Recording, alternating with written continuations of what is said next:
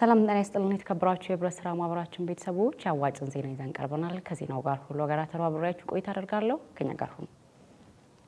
አዋጭ በ2017 በጀት ዓመት ለ8067 አባላት የብድር አገልግሎት መስጠቱን አስታወቀ።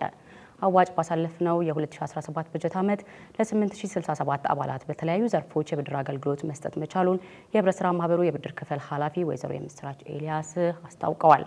አዋጭ ላለፉት 18 ዓመታት ለአባላት የቁጠባና ብድር አገልግሎት እየሰጠ እንደሚገኝ የገለጹት ኃላፊዋ በሚሰጠው የብድር አገልግሎት ብዙዎች ሀብት በማፍራት ተጠቃሚ እንዲሆኑ እያደረገ ይገኛልም ነው ያሉት።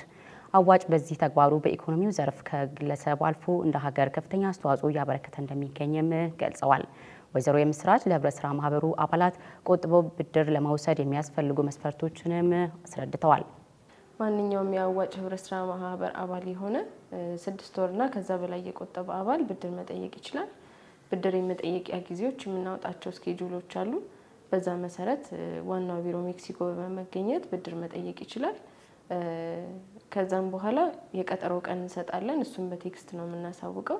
ስለዚህ በተቀጠረበት ቀን የሚፈለግበትን ዶክመንቶች ለሚበደረው ብድር እነዛን በማሟላት መጥቶ ፕሮሰስ ማድረግ ይችላል። ያን ካደረገ በኋላ ብድር ማግኘት ይችላል ማለት ነው። አክለውም አዋጭ ባሳለፍነው የ2017 በጀት ዓመት ለ8067 አባላት የብድር አገልግሎት መስጠት መቻሉን ነው ያነሱት።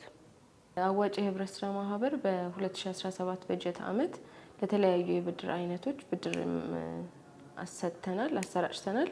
ከዛም ውስጥ ለመደበኛ ብድር ለ4945 አባላት ብድር መሰጠት ተችሏል። ለንግድ ማስፋፊያና ማስጀመሪያ ለ290 አባላት ብድር ሰጥተናል።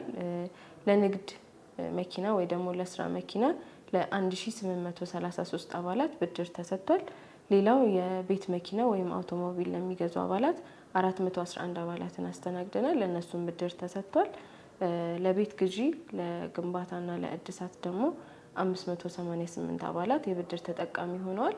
በአጠቃላይ ለ8067 አባላት 7.5 ቢሊዮን ብር በበጀት ዓመቱ ማሰራጨት ችለናል። የዕለቱ መረጃችን የተከታተላችሁትን ይመስል ነበር። አብራችሁን ስለነበራችሁ እናመሰግናለን። ጤና ይስጥልን።